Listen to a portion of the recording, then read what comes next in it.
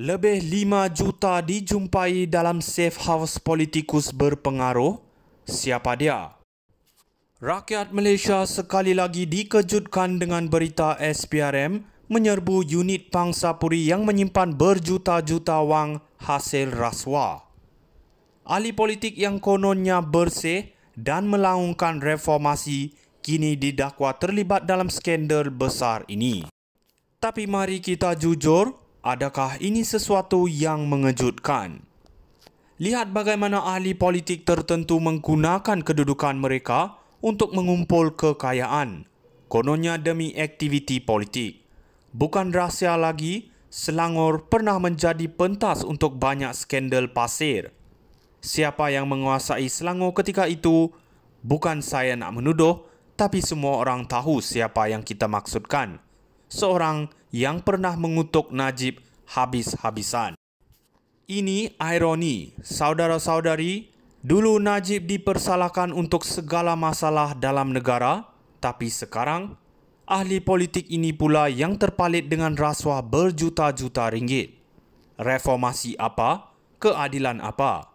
Adakah kita, penyokong UMNO dan BN selama ini dituduh tanpa bukti, sementara yang benar-benar korup bebas? Jadi saya tanya anda, adakah rakyat masih mau terus percaya dengan janji kosong mereka? Adakah ini masa untuk kita kembali memperkukuh barisan UMNO dan Najib yang terbukti mampu mentadbir negara dengan lebih baik sebelum difitnah? Fikirkan Malaysia, ini bukan soal politik semata-mata, ini soal masa depan negara. Lebih 5 juta dijumpai dalam safe house politikus berpengaruh. Siapa dia?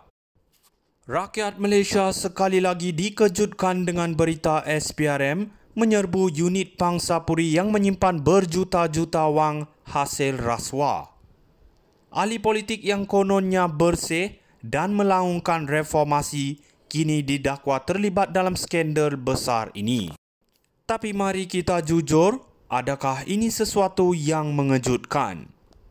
Lihat bagaimana ahli politik tertentu menggunakan kedudukan mereka untuk mengumpul kekayaan, kononnya demi aktiviti politik.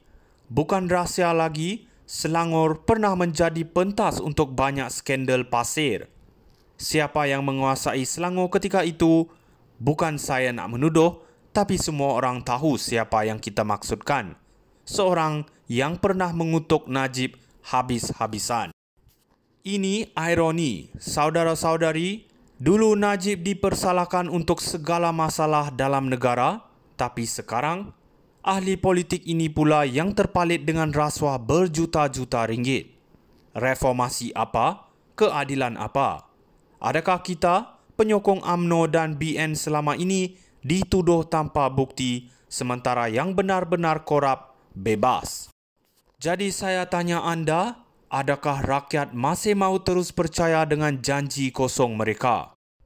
Adakah ini masa untuk kita kembali memperkukuh barisan UMNO dan Najib yang terbukti mampu mentadbir negara dengan lebih baik sebelum difitnah? Fikirkan Malaysia, ini bukan soal politik semata-mata, ini soal masa depan negara. Lebih 5 juta dijumpai dalam safe house politikus berpengaruh. Siapa dia?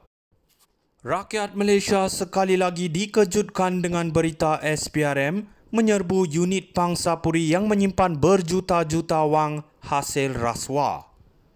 Ahli politik yang kononnya bersih dan melaungkan reformasi kini didakwa terlibat dalam skandal besar ini. Tapi mari kita jujur, adakah ini sesuatu yang mengejutkan? Lihat bagaimana ahli politik tertentu menggunakan kedudukan mereka untuk mengumpul kekayaan, kononnya demi aktiviti politik. Bukan rahsia lagi, Selangor pernah menjadi pentas untuk banyak skandal pasir. Siapa yang menguasai Selangor ketika itu?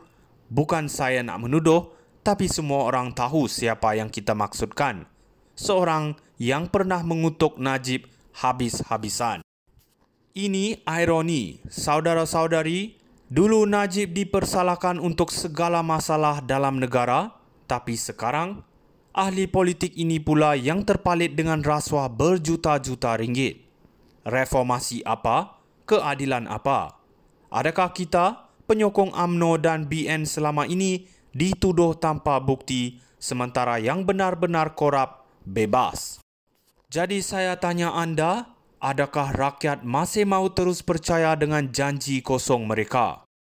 Adakah ini masa untuk kita kembali memperkukuh barisan UMNO dan Najib yang terbukti mampu mentadbir negara dengan lebih baik sebelum difitnah?